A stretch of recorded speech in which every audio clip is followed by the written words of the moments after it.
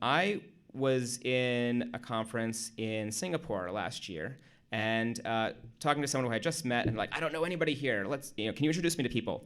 And oh, there's Eva. Can you introduce me to Eva? And I'm like, I know Eva, but I don't know if Eva knows me. So I just walked right over and said, hey, this is Eva. This is so and so. And that was great, because then we started talking like, oh, by the way, you should come keynote my conference. And she's like, that would be great. I love Portland. So that's how Eva ended up here. And what's also funny is she basically gave a presentation at the conference. I hope I don't spoil the punchline of your talk. But she said at the very end of her presentation, kill your what's it called? Heroes. Yeah, kill your role models, kill your heroes. Like, don't put them on pedestals. Talk to them, interact with them. Figure out what they do and do what they do. So So I killed Eva at Kaspersky SAS, and now I am resurrecting her at BSides Portland. So thank you so much for coming, and welcome.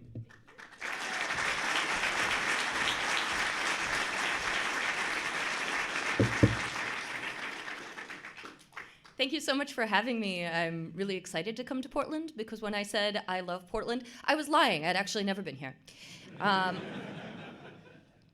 It is really nice. I have been here since all of yesterday. I have eaten good food and gone to a lovely concert. I, as a San Franciscan, am obliged to tell you that it is very lovely, but I will leave on Sunday. I promise I'm not staying and driving up your rents. So for those of you who don't know who I am or who I work for, my name is Eva Galperin, and I am the Director of Cybersecurity at the Electronic Frontier Foundation. How many of you here know what the Electronic Frontier Foundation is? A few. A hand or two went up. So the Electronic Frontier Foundation is a sticker and t-shirt company that you may all be familiar with. There's also a small boutique law firm attached to it, and an engineer or two. And I run a team there called Threat Lab, which is our engineer or two, where we spend a lot of time thinking about how to protect the privacy and security of particularly vulnerable populations around the world. So, why am I here? Not just because Fitz was nice enough to introduce me, not just because I'm here to tell you to kill your heroes, but also because I'm here to tell you how you're going to be heroes.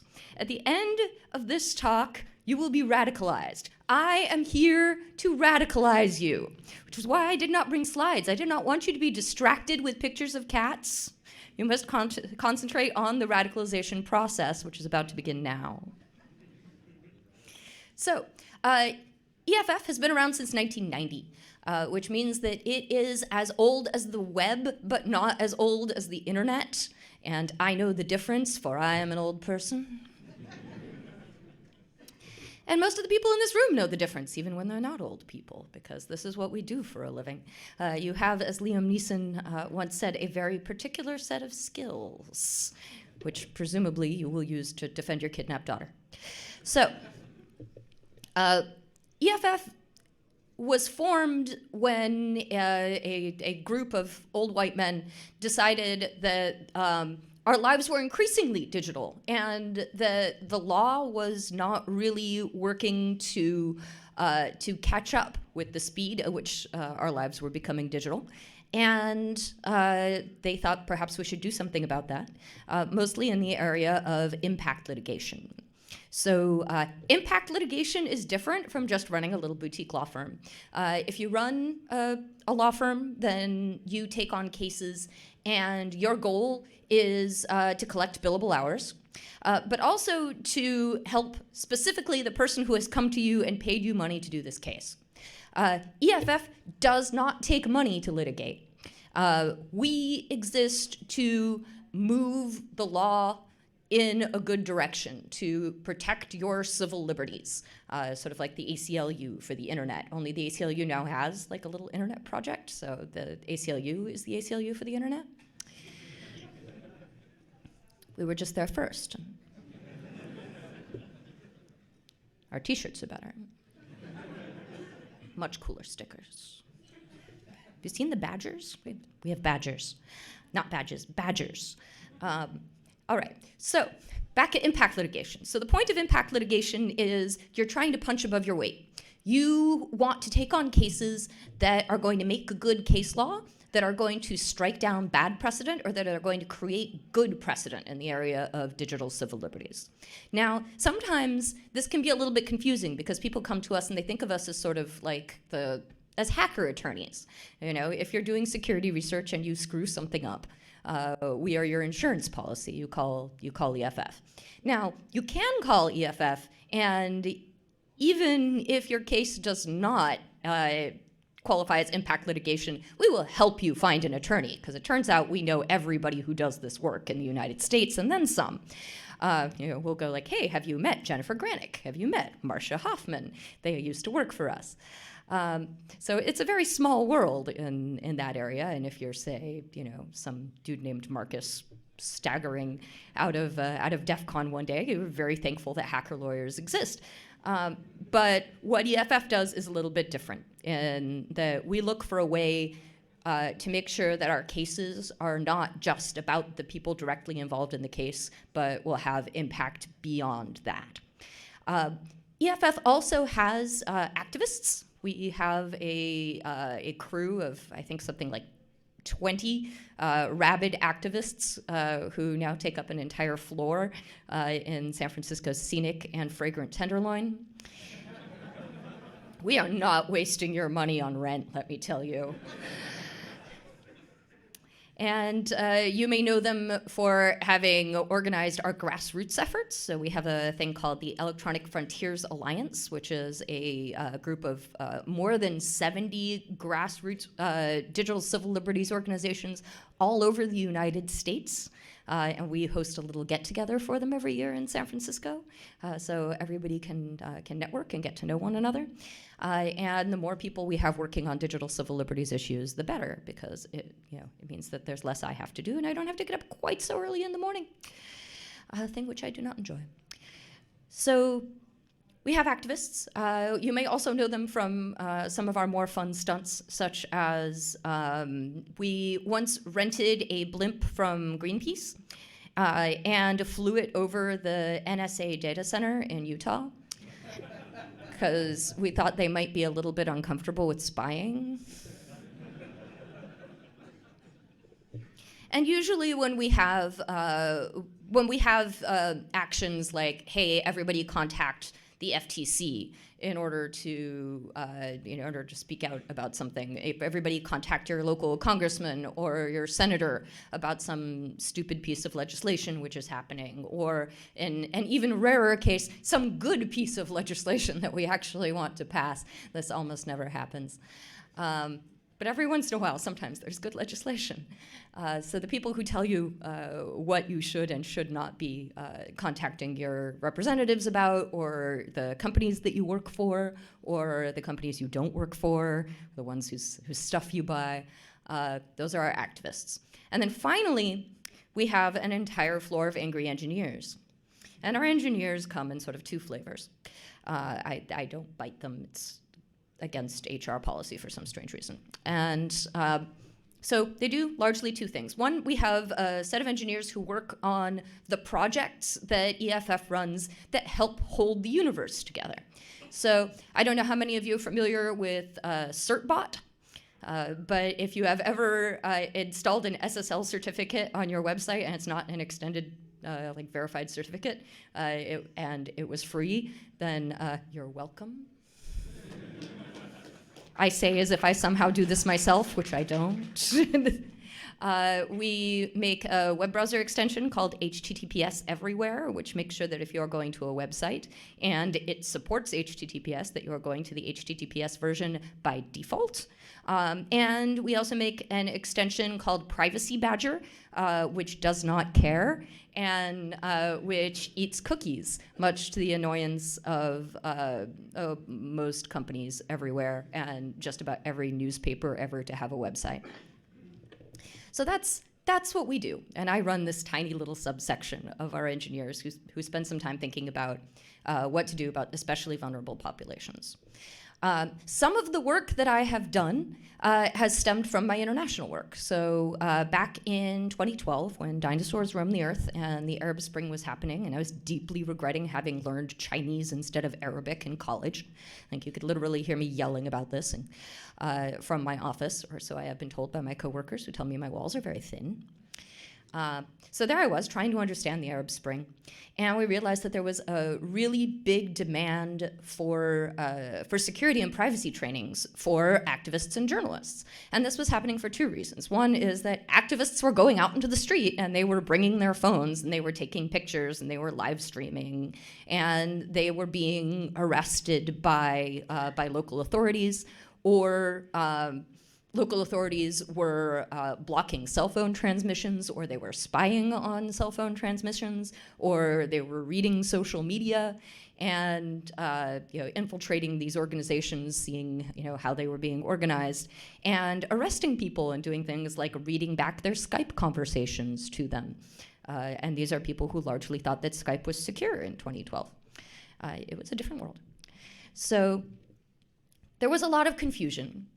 Additionally, there was a lot of confusion among journalists. So a lot of journalists who didn't have a lot of experience traveling through the Middle East or covering riots or protests or anything like that were suddenly thrown into the thick of it. There were also people who were trying to cover the sort of early days of the civil war in Syria. And at the time, Bashar al-Assad, the president of Syria, had banned journalists from coming to Syria in order to report on what was going on, because clearly everything was fine. And as a result, if a journalist wanted to report on what was happening in Syria, they needed to have a contact in Syria, and they were almost certainly communicating over the telecom infrastructure that was controlled by the Assad government in a very direct and ham-handed way. So one of the first things that the Syrian government did was they unblocked Facebook. They said, oh, look, we're very kind. You can all use Facebook now.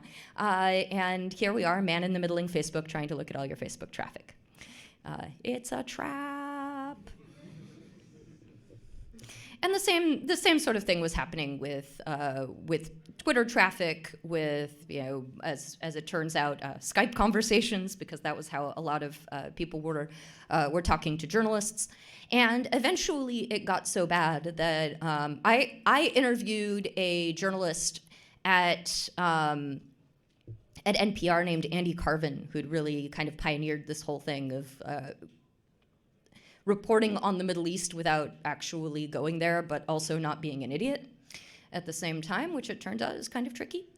And one of the things he said was that all of his sources inside of Syria use Tor, and I asked him why, and he said because the ones that don't use Tor are dead. So that was cheerful. And one of the things that we discovered at EFF was that there was just not a lot of good privacy and security advice online. There are a lot of people who write privacy and security guides. They exist. Some of them even exist in Arabic and traditional and simplified Chinese and Amharic, which is the language spoken in Ethiopia. For those of you who don't know, I'm a language hipster. As far as I could tell, nothing was written in Latin, but my coworker Seth Schoen is probably going to get right on that. So it turned out that there was a lot of privacy and security advice, and that most of it was bad.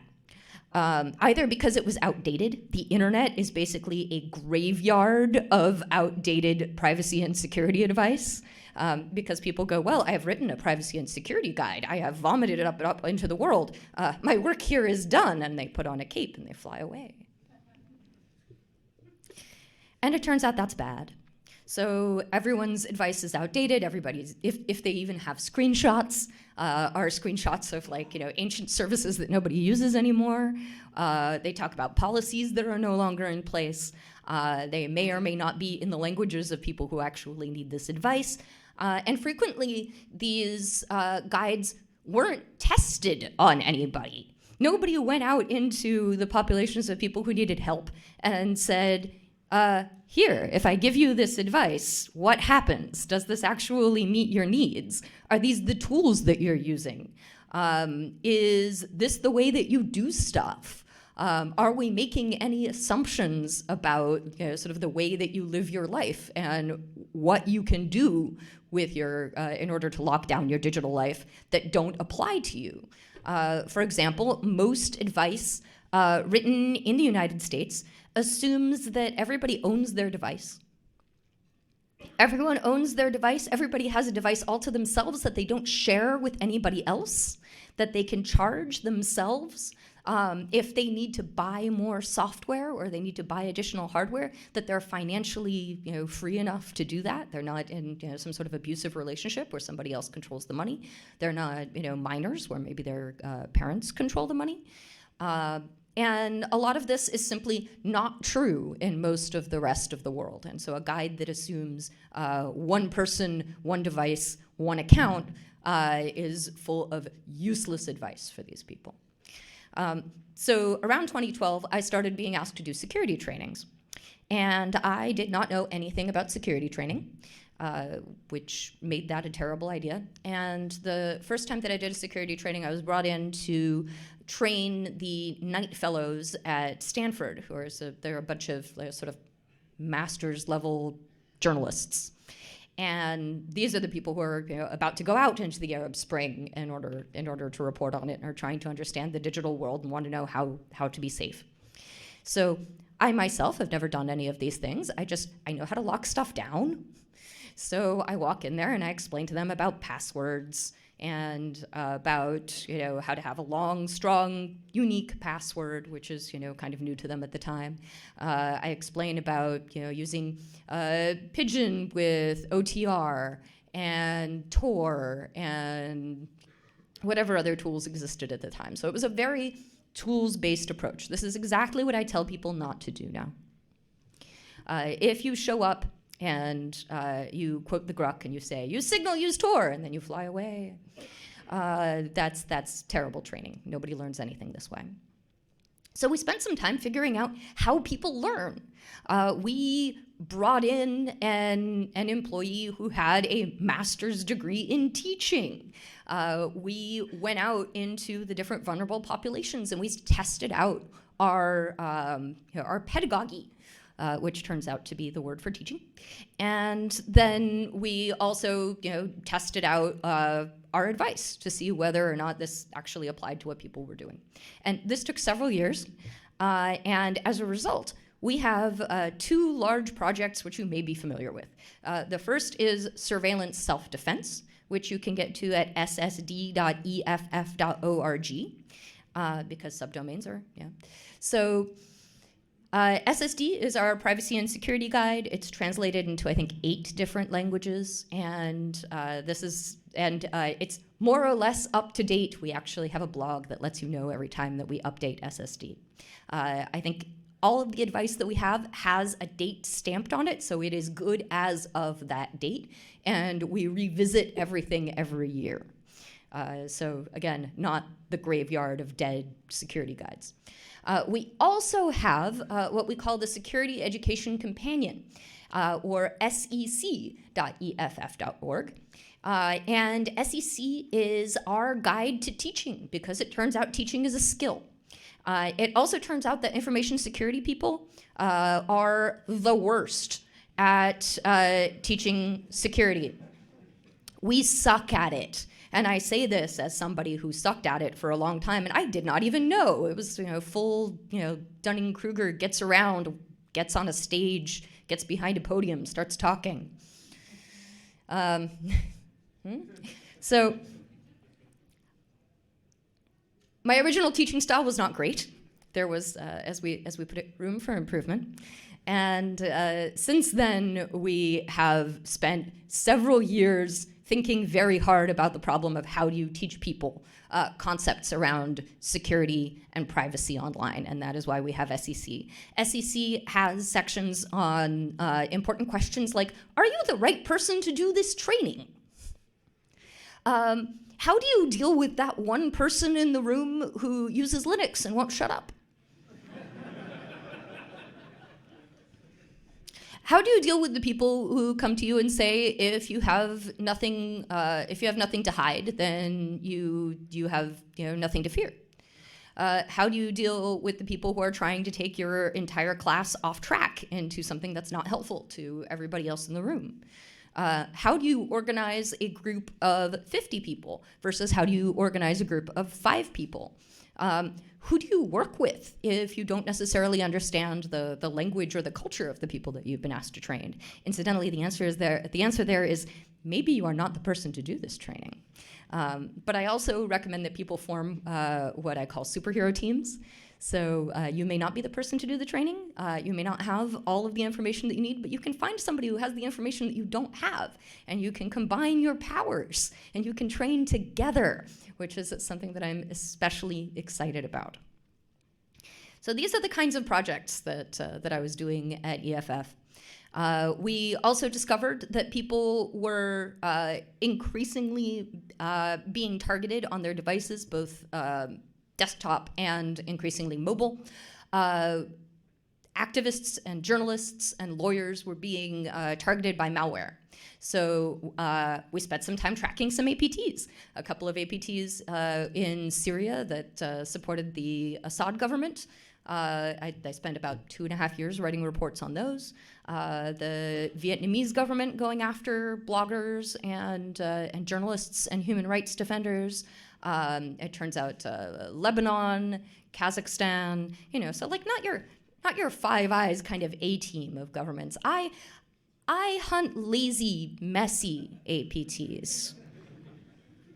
And just because they're lazy and messy and, write things in PowerShell and Java doesn't mean that it doesn't work. It turns out that attackers are only as sophisticated as they have to be.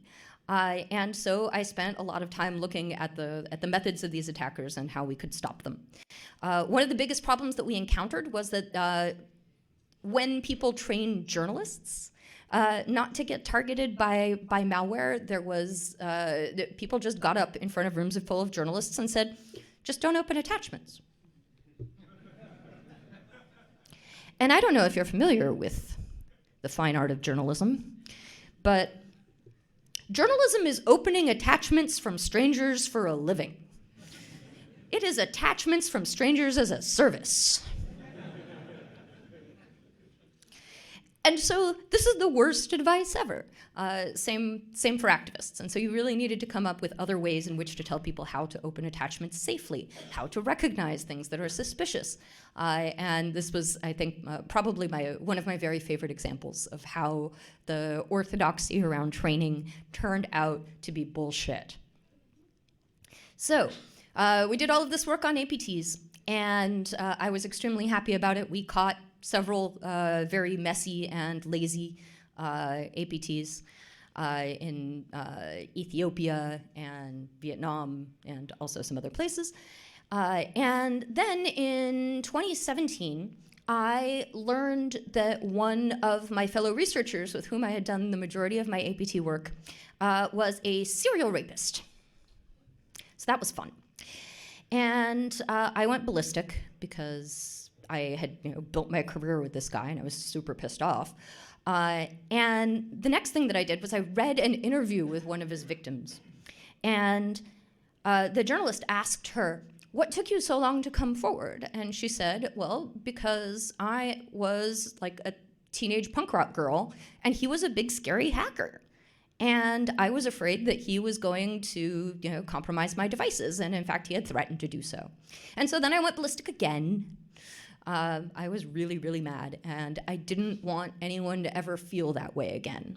And so if you think back to the good old days, 10 minutes ago when I was explaining to you these other projects that we do at EFF where we think about how we're going to punch above our weight and we're going to do impact litigation and we're going to, we really have like a really solid theory of change before we get started. This was not one of those projects.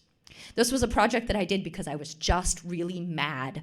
And I wanted to do something, and this was something, and therefore I was going to do it. So I did what many people do when they're angry, which was I tweeted. And I don't know how many of you here use the hell site that is Twitter. But the Bluebirdie site is large, and I didn't quite expect the response I was getting, but I was retweeted something like 10,000 times, almost immediately. And then other people picked it up. And then I started seeing it on Tumblr, and I saw screenshots of my tweet on Facebook. And then journalists started calling me to ask me about this stuff, and my phone started ringing. And I became sort of the help desk for all the abused women in the world who had been, assaulted by hackers who were then worried about their devices being compromised. So that was horrifying. And then, again, in the great tradition of EFF, I spent some time thinking about what I could do other than being help desk.